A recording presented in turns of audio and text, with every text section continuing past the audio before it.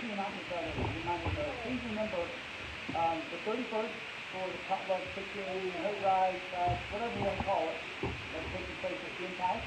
Okay? It's 5 o'clock to 6 o'clock, Jim, I don't remember. 6 o'clock, okay. So please come out for that. And if you're not ready to Jim there, just give him a holler. I'm sure he'll tell you where he is. And even if he doesn't want to, I'm sure he'll probably tell you. Okay. So please remember that. Don't forget too, we have Life Night coming up next Sunday night. So next Sunday night, this time we'll be seeing that song. Life Night. We're looking for cookies. We're looking for whatever, and some drinks. Okay, there's some drinks in the back. I would just encourage you guys to bring as many soda drinks that we need to have, so we can have those things here for people. Okay, so don't forget that that's next Sunday from 4 o'clock to 6 o'clock. Okay, so don't forget that. And just remember too that this year is almost over. Amazing to think that. But let's just remember how good God is to us. So if you notice behind you, it just says the love of God. Okay? And we'll do it first Peter chapter 1. Okay? So if you would, let's go there. And once we do this, I want us to talk about this whole concept for just a moment of love, especially the God's love for us. In 1 Peter 1, 21. Here's what it says. Knowing that you are not redeemed with perishable things like silver or gold from your futile way of life inherited from your forefathers, but with precious blood, as of a lamb unblemished and spotless, the blood of Christ. For he was foreknown before the foundation of the world that will have appeared in these last times for the sake of you, who through him are believers in God, who raised him from the dead and gave him glory, so that your faith and hope are in God. Okay. The first thing that I want to ask is very simply this. How do we, when we love someone, how do we act? I'm asking this question because when I was doing chemotherapy many years ago, the phlebotomist said that these words to me. Said, my husband, or boyfriend, I remember this now, hit me. And I looked at her and I said, well, why are you with him? Because he doesn't love you. So how then should we react or act when we love someone? Okay, be nice to them, okay? Okay? What else? Respect them. Okay? What else? There you go. I heard just somebody say that. That's a big one. Just spend time with them. So everything that we just said is true about human-to-human relationships. How do we carry that over to our, and I know we're talking about God's love us, I just want to study a few verses tonight. So then how should we, as God's Christians, show love to God?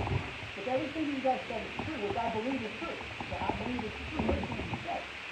So then how do we do this with God? Spend time. What else? Respect. Yeah.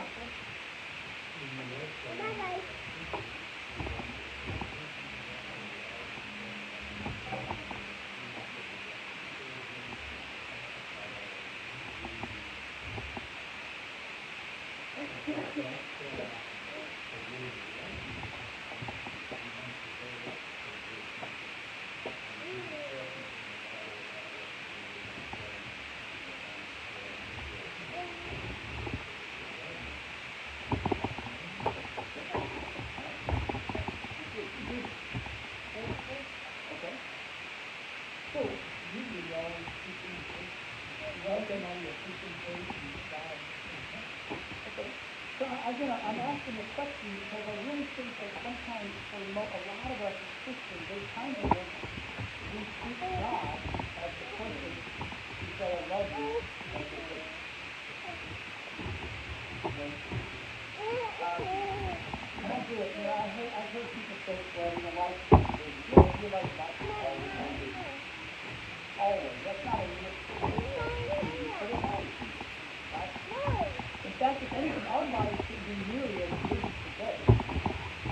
lot more technology to make our life easier than what they ever had before.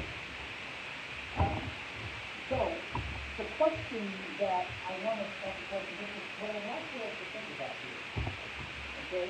And that is simply this. As we go through this, and we think about this, on your paper, it says this is the highest mode for holy living. So, should we not, as Christians, as a church, what should motivate us as we go about living? What should motivate us? Okay, I think when you said, let me say life. Let me say the love of God. Right. Okay. So when we go through this, something like here, and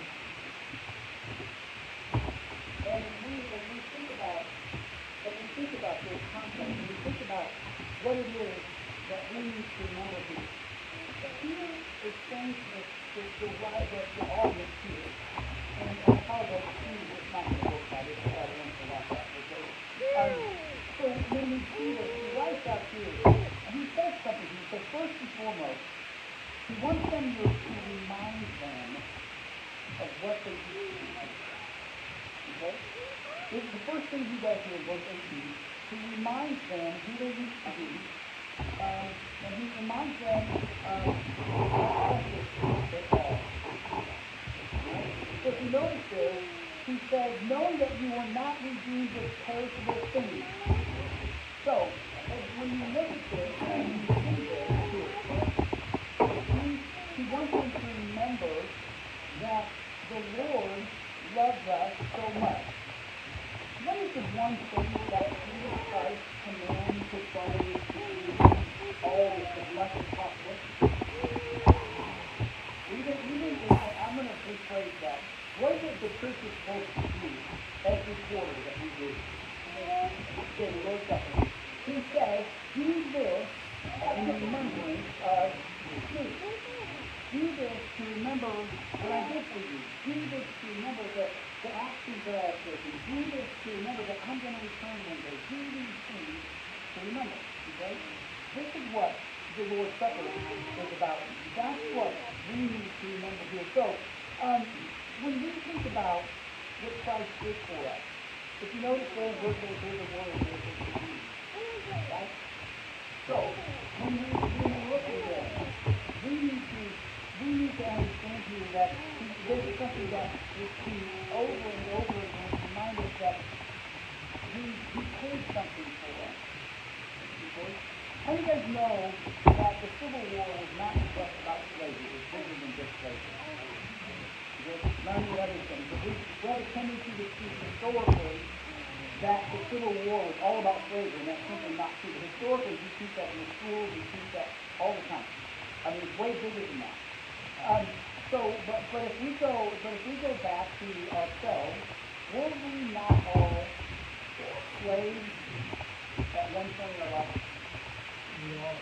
Okay?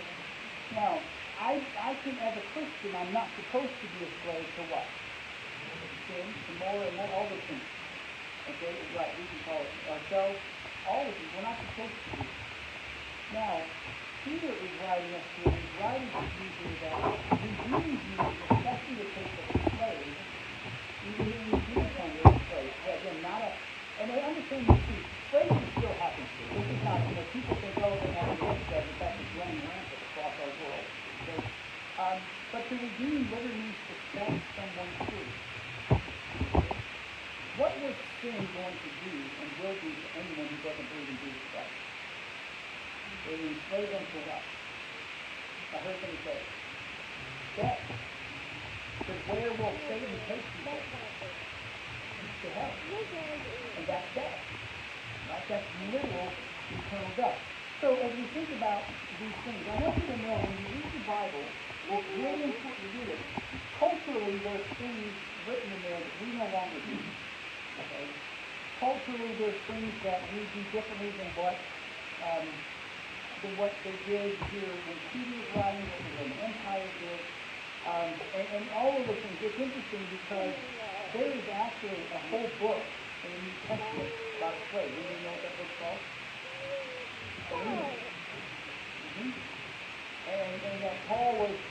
and it sets him back. Right? He comes back.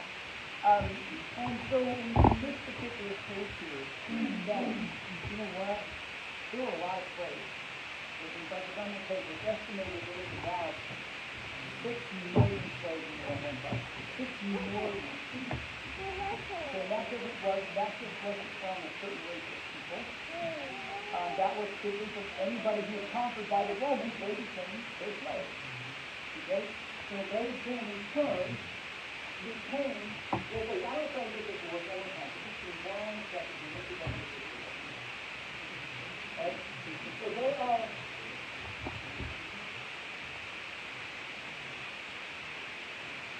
so there's 6 million there who are going to attack you every, there we go. All right, now we go for it. I told you to remind them that you are no longer enslaved, that you, what is so enticing about becoming enslaved? Because it wasn't enticing, you wouldn't do it. You would say, oh, I'm not enslaved to anything. What's the most important thing you do before anything else that can very easily make you a slave to it? You don't answer that question. But it's true. If there's something that's so important to us, that God's going to church, or whatever it might be, we're literally a slave to that versus coming to God. And so, think about 6 million people, 6 million slaves becoming Christians, starting churches. A slave could purchase their own freedom. Okay? They could purchase their own freedom. They could have this. They could have this. About whose purchase all of this? Jesus Christ is exactly so. If you would please, let's take a moment and let's go to Paul's writing. Let's go to Paul's writing to Titus. Okay? And Titus chapter 2. I want you to see what he wrote to Titus about this concept of slavery and sin. It's truth, I like to say, that is there. So it says again, Titus chapter 3, verse 3, Paul wrote these words. For we who were once foolish, disobedient, deceived, enslaved to various lusts and pleasures, spending our life in malice and envy, hateful, hating one another. Now, I want you to notice what Paul wrote. Here in the message he writes, he says the word, I'm going to use this phrase, we once were this way.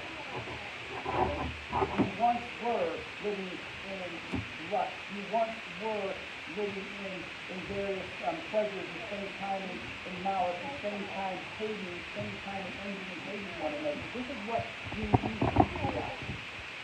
Okay? It's interesting here. I want you guys to know this. It's really important. Like as Christians, we have no right to hate. Okay? We do not. We can be upset, we can be angry, we can be all, even those are people things. But hatred will break our relationship with God because it will be you one will become a slave to the hatred. Okay? And so as Christians, we have to never forget where we were, never forget what that sin does to our life. Never forget it. Never forget what Jesus did for us. What did he do for us? Life for us. Rose for us. Lived for us. Right? Never forget that. You didn't realize that I have been going with the knowledge as much as I like to lately, but when I did go in a month or so ago, there was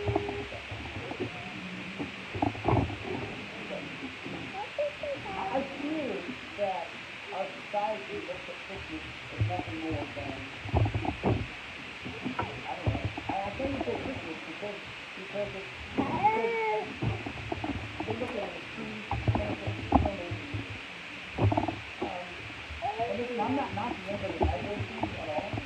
I just don't go to the Christmas and end up doing something else.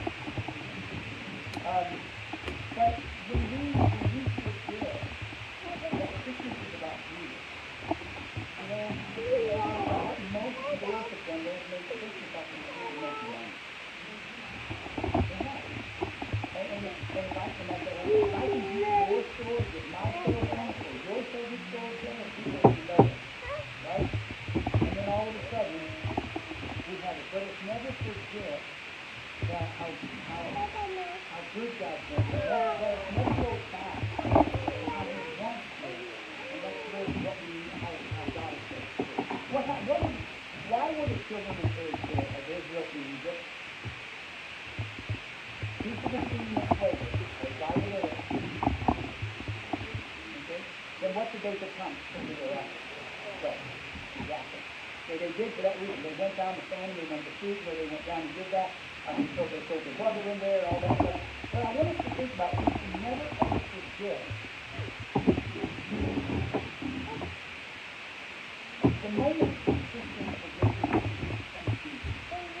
is the moment they receive at that moment. You can't take away our salvation, so we can't be for eternity before He can still block us, or whether He can block our living in the eternity.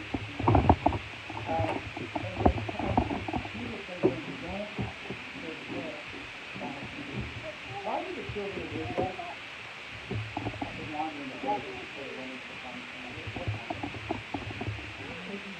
You didn't know what was over? They didn't listen to God. That was the best way to put it. They didn't listen to God. Here's what happened.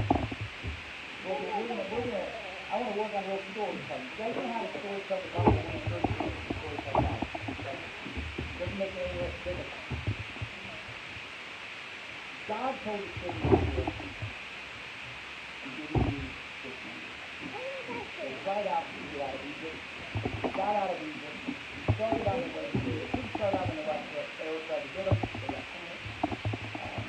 And God drove Pharaoh and his army to literally drowned in the Red Sea. Pharaoh not, but his army drowned in the Red Sea. The children of Israel got to take up Barnea and they elected to God. They spent 5 years in the promised land. And 10 of them came back and said, that's not going to happen. Cities are too big, people are too bad, not going to happen. Except for 2 men came out for their God and said, you know what, we can do this. And God got no even around it. And finally, after wandering, they took over the promised land. Even once they took over the promised land, what happened? Did anybody remember? What did you say? Exactly. They didn't do exactly what God said. Actually, one of the brothers here, right? So they didn't do it, and they went in and still did it. Okay? So he's reminding his readers, Peter is reminding his readers, don't you get those things. Don't forget those things because those things are the good. So you look at this. He says in verse 16. Now, I think you guys, I said this one of those times, I don't think I put it this way. We're all products of our parents. Grandparents. But with that said, we also ultimately are products of our own decisions as well. Okay? And folks, most of the time, especially when we're older, we are most certainly a product of our own decisions. Okay? Unless you're doing something really stupid and then the police have to make a decision for you or something like that. But the reality is that look at the verse in verse 18. He says, from your futile way of life and hear it from your forefathers. He really says this is a type of life for real. It's interesting because when we as parents, you do your very best to teach your kids. You do your very best to want what's best for them. Not mom, dad, right? But they still got to make a choice. And you can put it out there on the plate, and they still have to make a choice. And here, Peter's like, hey, this is what your father gave you, and inheritance literally worship you. That's empty. That they gave you, because that's all we can handle. We can't hand down Jesus Christ. No, we can't have 2 things, but ultimately the relationship with Jesus Christ comes through who? Us as individuals. We have to choose to want to have that relationship. So here is Peter saying, you know what, you got to choose these things over and over again. I just want to encourage us, you know what? Because God with us, and He is with us. So we want to remind them, remind them of what they were, and remind them of how successful they were. think sometimes the further we get away from Christ rising to heaven, I think the further away the church understands some of the things that took place. I think that sometimes we can get so caught up in what we want, and we forget about what he wants. In fact, not just once, but for many. And so here we see them reminding them what Christ did. This is what he did. Again, remember, I said a minute ago, we not have been redeemed because Christ paid our cost. He paid our cost. He said that's what says there in both of these here, paid Christ. Again, those who bought to be set free money, but no amount of money can save or set free. Only Jesus Christ can do that. Only his blood can do us. No matter what. And then this will make sure we're very careful not to get any type of an impression that there's something else associated with salvation. There's a lot of churches that do that. Okay? Anytime someone says any two words, remember that, those three, and but or. Added to these two, like Jesus Christ did when he was on the cross, they are not teaching about it. Okay? We have to be afraid that after verse 23, I don't know what it is, but we like what it says to us. It reminds us of Christ's appointment that wasn't long. It wasn't Jesus Christ did not just one day, and we're not going to die with him in the world. If that was the case, I guarantee what he would do. He would run the other way. Okay? Because he gave him the strength to die in the cross. What gave him the strength? The fact he was here. He got it done. That's what gave him the strength. Now, it says here in verse 19, he says, but with precious blood of other lamb, unblemished and spotless, the blood of. When was the first offering of the Jews? All the way back, way back. Exactly. In the garden. Right.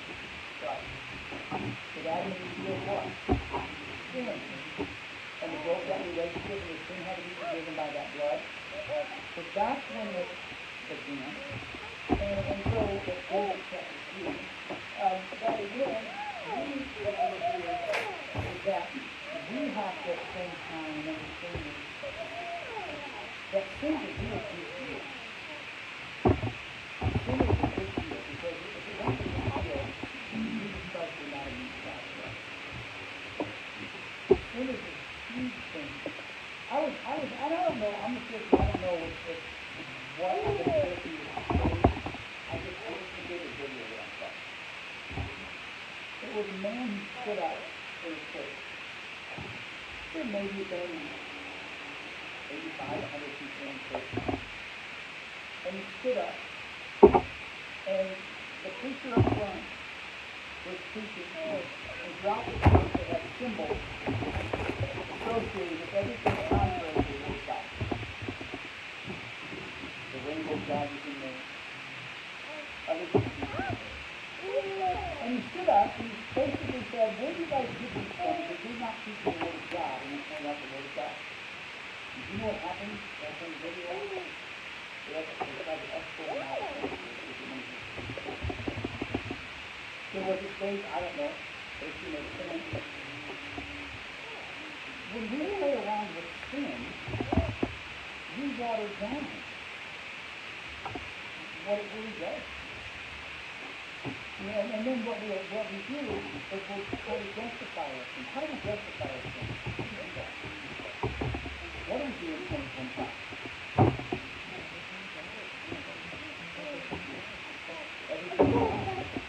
How does gay marriage I mean, I've happened to have a and we were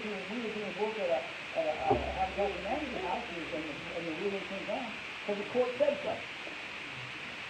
The United States Supreme Court said so. How did it really come down?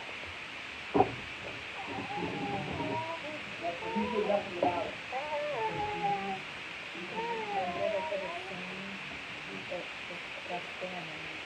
We did nothing about it. So a little bit of this, a little bit of that, and next thing you know, it's normal. Right? And when you have a little bit of this, a little bit of that, when it comes to the doctrine of sacrifice, you completely sacrifice the man.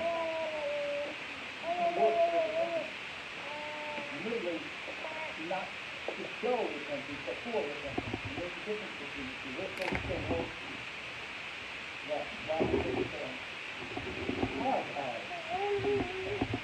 because we repent and we do the work that He wants us to do. And too many times we have this idea that we forget. If you go to Genesis chapter 3 or Exodus chapter 12, all this is on the surface of it. If you go to those chapters and you look at these things, you see how it's so easy. It's so easy to forget that there is bloodshed for forgiveness. And I've heard people say, that's Old Testament. Right? That's Old Testament.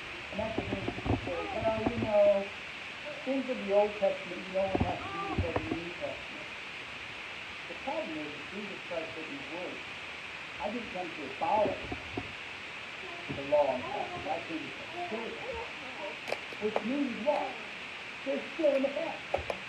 No, we don't need sacrifices like that. But he fulfilled those. He became the ultimate sacrifice. He became those things to you and then for you, for me. He did these things for us. And we need to remember this.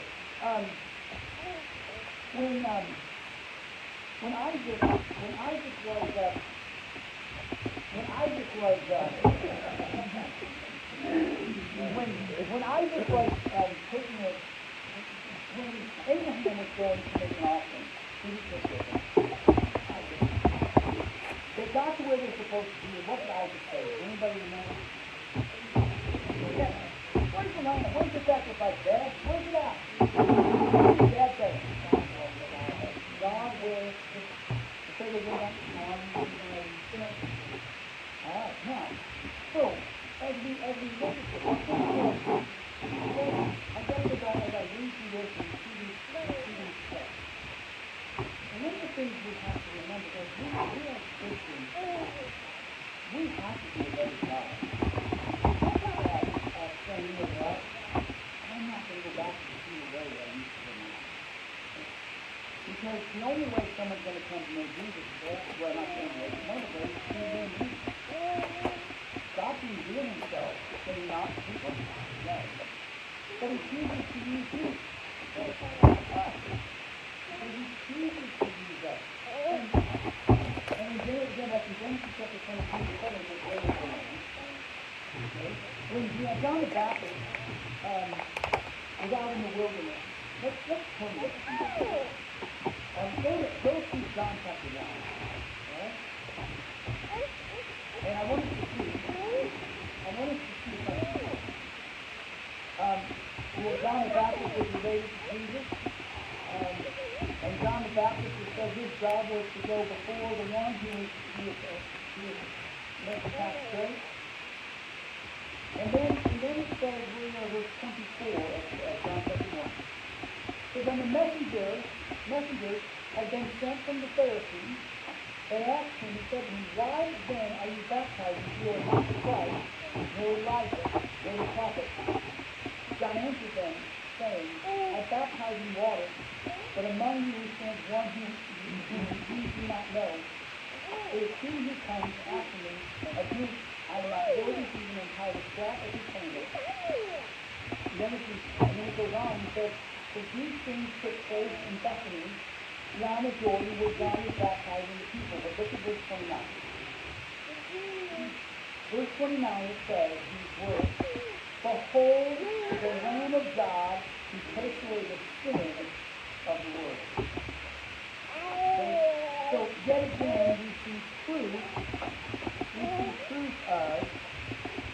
Jesus Christ, the Lamb, is all you need for forgiveness of sins. Where do works come in? When you see after salvation, evidence of our salvation. What is the work?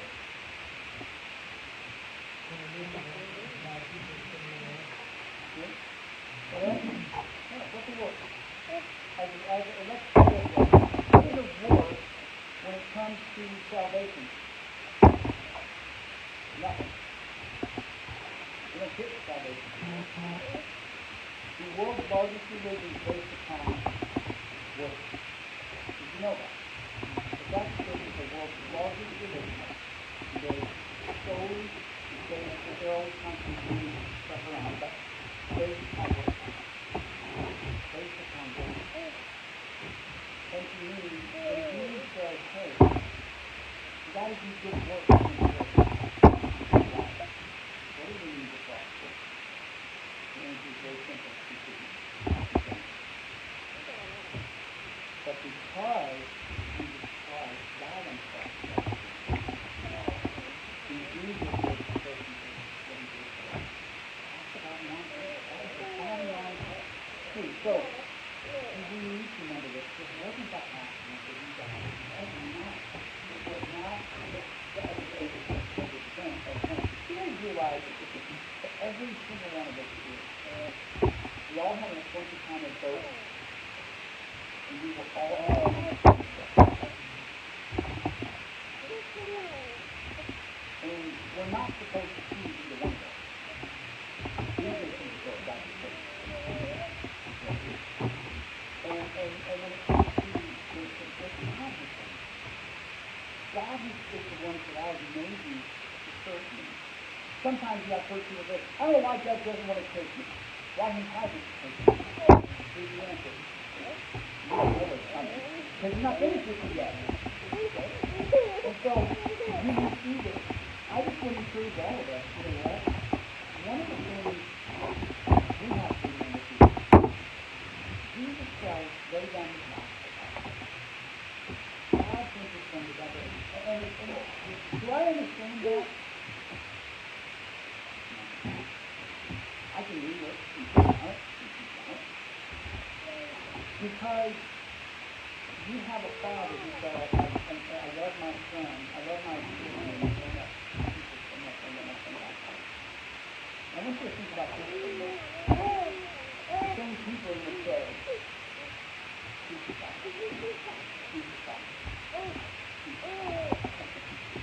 The same people some people who claim to love Jesus, but there's no evidence of that love in their life. Same people. And I'm not making it excuse. I want to understand here that as Christians, we have to take all of those Jesus Christ seriously. I want to pick this up with you. This is on paper, but I want to pick this up with you. When you and I meditate on the sacrifice of Christ for us, certainly we should want to obey God and live holy lives for His glory. Now, what does that mean? Somebody tell me, help me with this. I'm ignorant to help me with this. I know I wrote it down, but I'm ignorant to it. What does it mean?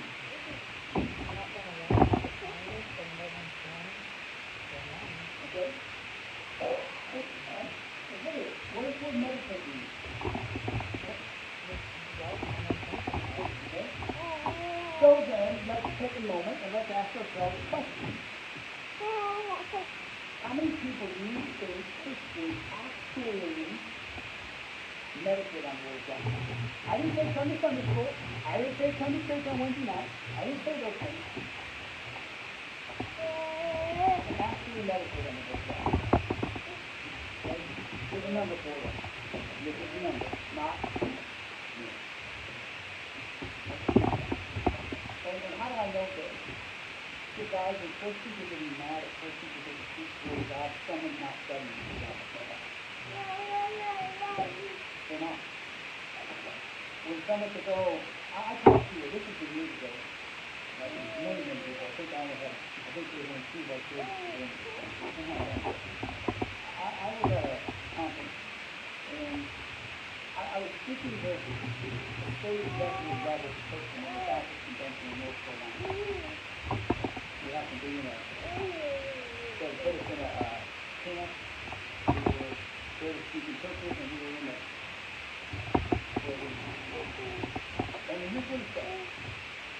He said, I believe abortion is okay.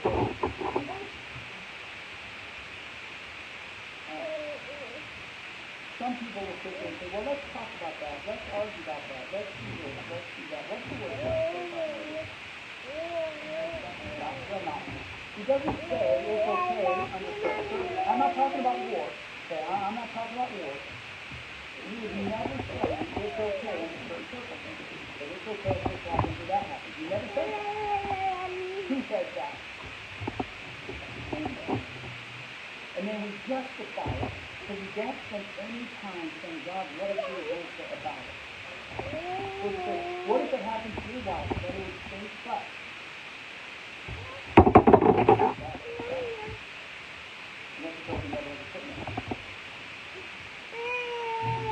Because there is no what if when it comes to God. It doesn't say in this circumstance you can do it. In this way you can do it. But when we say God, nothing makes a difference. Paul said this word, these words. He said, God forbid I sin so I can receive of God's more grace in my life. I'm paraphrasing here, but that's what he says in the Romans. He said, God forbid I the simple word of action. So as we think about this, what does Christ do for us? What does Christ continue to do for us? He intervenes on our behalf. And so when we think about these things, let us never ever forget that God is free. And I hope we can also think of that. Don't go back to a life where you understand that they might go fall back. The problem isn't so much that when we fall. The problem isn't when we fall, we're okay with it. That's when it becomes a problem. Because if we're really trusting Christ, guess what we will do? We'll fall, repent, that God forgive me, and we will move forward. Okay? But I want to do something. We've done the first two.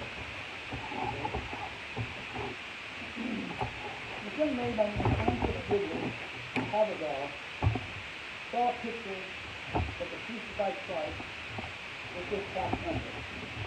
I do this for thee, what hast thou done for me? Does something amazing then? It's easy fun. Quickly she wrote a poem. What was dissatisfied with it and threw it into the fireplace. The paper came out, listen to this, unharmed. Okay, later. At her father's suggestion, she published the poem, and so we sing it. I gave my life to thee, my precious blood I shed, that thou might ransom thee, and quickened from the dead. I gave my life for thee, what hast thou given for me? That's the thing that we have to ask you. What have you given? You give everything. We're going to close it. We'll continue next week. Peter writing to the church, writing to Christians. Please remember the 31st, the Hayride, and fellowship together to bring your favorite gifts, and prepare the gifts, and bring some food or the green house or a high food spot. Please remember, we have Life and I come up next Sunday from 4 o'clock to 6 o'clock. And we need to remember that we're serving for cookies and drinks, okay, for next Sunday night. All right? And if you, yes. The cookies will be for the baggies. Okay. The cookies will be for that. Anybody listening at home, you're going to bring their food to the station, okay? So again, don't forget that we have these things coming up. And don't forget that God wants to use you. Father God, I thank you for the life you've given us, for the love you have for us. I pray, Father God, you will use us like you want to. And that, Lord, we will be excited about that. Encouraged by you, Lord. I thank you, Lord, for your love for us. And then I ask right now to be our and ask all these things in your name. Amen. Thank you guys for coming out tonight. Remember, if you're going to be in the meeting very shortly for Life and I, so we can start that meeting.